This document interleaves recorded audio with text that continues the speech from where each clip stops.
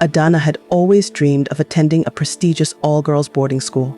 From a young age, she imagined herself walking through grand school gates, wearing a neat uniform, surrounded by intelligent girls with big dreams like hers. When she finally received admission into Queen's College, Lagos, her heart overflowed with excitement. As she packed her bags, she imagined new friendships, opportunities, and a future that would make her parents proud. Her parents, Ngozi and Chukwudi, were supportive of her ambition. Though her father smiled and nodded proudly, a hint of concern lingered in his eyes. As they drove toward the school, the countryside passed quietly outside the car window. Adanna clutched her suitcase tightly when the massive gates opened. The campus was beautiful, disciplined, and everything her parents had promised. "Remember why you're here," her mother's voice echoed in her mind. "Focus on your studies, avoid bad company, and make us proud." Life in the dormitory was noisy and overwhelming at first, but Adanna quickly found comfort in her roommate, Ibeli, who welcomed her warmly. For a moment, Adanna felt safe. However, it didn't take long for her to notice the unspoken hierarchy within the school. At the top were the senior girls, led by Amara, a tall, confident final-year student with a commanding presence. One afternoon, Amara called Adanna over with a sweet smile that felt strangely forced. Flattered by the attention, Adanna ignored Ibeli's warning to be careful. Amara promised protection, popularity, and survival within the school's harsh social system. Soon, Adanna was invited to secret, midnight chats after lights-out sessions filled with gossip, forbidden snacks, and risky conversations.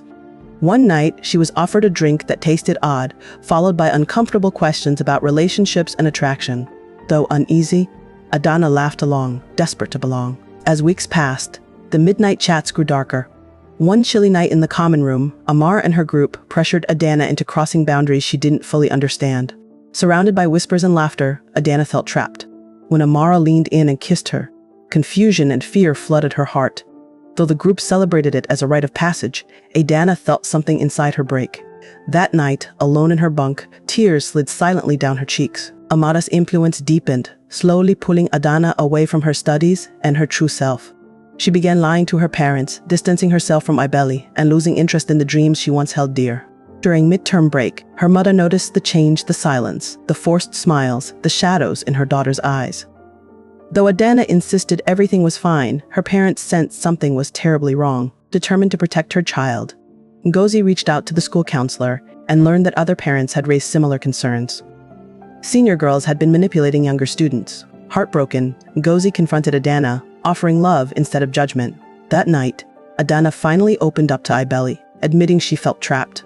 With renewed courage and support, Adanna distanced herself from Amara's group, even as they turned hostile toward her. The school authorities eventually intervened, disbanding Amara's group and enforcing stricter rules. Though free from their influence, Adanna's healing journey took time. She reconnected with positive friends, refocused on her studies, and slowly regained her confidence. During the holidays, she confessed everything to her parents. Instead of anger, she found forgiveness, love, and understanding. Together, they healed. By her final year, Adanna had grown into a confident young woman, academically strong, emotionally aware, and determined to protect others from the mistakes she once made. At graduation, as she looked into her parents' proud eyes, she realized her journey had shaped her strength. Her story became a wake-up call for families everywhere. Schools shape children, but the foundation begins at home. Open communication, vigilance, and love are more important than rules alone.